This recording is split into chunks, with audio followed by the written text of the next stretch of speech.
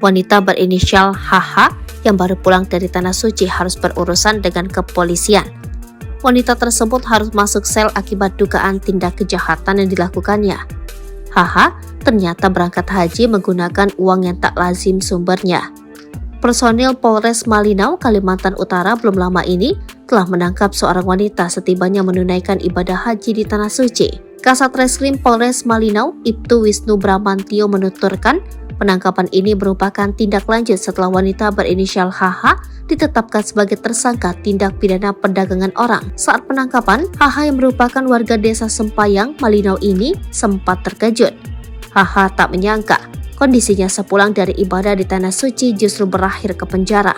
Ternyata semua itu berkaitan dengan sumber uang keberangkatannya ke Tanah Suci. Tak disangka, rupanya HH menjalankan sebuah usaha yang uangnya kemudian ia gunakan berangkat haji. Usaha tersebut adalah usaha haram yang sumber uang berasal dari bisnis kotor. HH diketahui memiliki warung makan yang menjual miras dan membuka jasa prostitusi.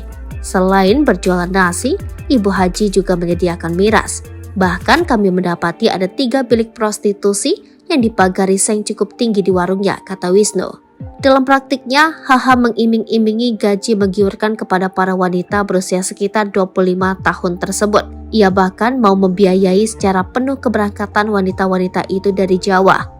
Diduga, HH telah mempekerjakan 5 wanita sebagai PSK di warungnya. Sampai di Malinau, tidak ada pekerjaan seperti yang dijanjikan. HH malah mencatatkan semua biaya yang keluar adalah utang dengan nominal yang dilipat gandakan, ujarnya.